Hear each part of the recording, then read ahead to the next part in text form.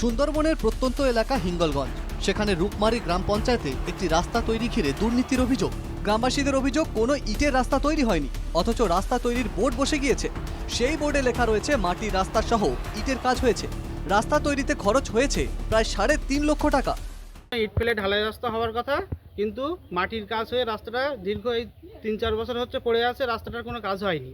এবার ওরা কি করেছে, পঞ্চায়েত থেকে এসে নেম্বাতে এসে একটা বোর্ড মেরে চলে গেছে, ওখানে লেখা আছে ইট ফেলে ঢালাইয়ের কথা, কিন্তু আদৌ কোনো রাস্তাটার কাজ হয়নি। 3.5 লাখ টাকা স্যাংশন করে রাস্তা কমপ্লিট দেখানো আছে। 3 লাখ টাকার কাজের দেখানো আছে বোর্ডে, কিন্তু ওদের কাজটা করিনি, বোর্ডটা মেরে বেরিয়ে গেছে।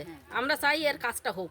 আর বোর্ডে লেখা আছে যে মাটি দিয়ে ইটের কাজ হবে, কিন্তু সেই কাজটা আজও পর্যন্ত করিনি। রূপমারি গ্রাম পঞ্চায়েতের রাস্তা তৈরি নিয়ে তৃণমূলকে কটাক্ষ করেছে বিজেপি।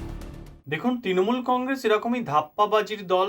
এদের কাজ মানুষকে ঠকিয়ে নির্বাচনের সময় মানুষের ভোটাধিকার কেড়ে নিয়ে অসৎ উপায় অবলম্বন করে নির্বাচনে জয়লাভ করা, আর জেতার পর মানুষের উপকারের কোনো কাজেই তৃণমূল কংগ্রেস লাগে না। তবে দুর্নীতির কথা মানছেন না রূপমারি গ্রাম পঞ্চায়েতের উপপ্রধান তথা তৃণমূল নেতা।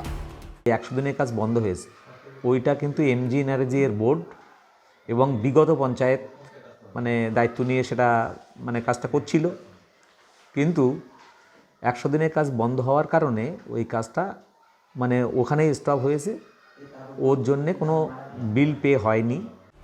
গ্রামবাসীদের অভিযোগ, মাটির রাস্তা হওয়ায় তাদের সমস্যায় পড়তে হয়। বিশেষ করে বর্ষাকালে দুর্গতি চরমে ওঠে, কাদা রাস্তায় প্রায়শই দুর্ঘটনা ঘটে। তাই অবিলম্বে রাস্তা তৈরি করে দেওয়া হোক, এই দুর্নীতির সঙ্গে জড়িতদের খুঁজে বের করে শাস্তি দেওয়া হোক। বসিরহাট থেকে সঞ্জীব সরকারের রিপোর্ট, NKTV বাংলা।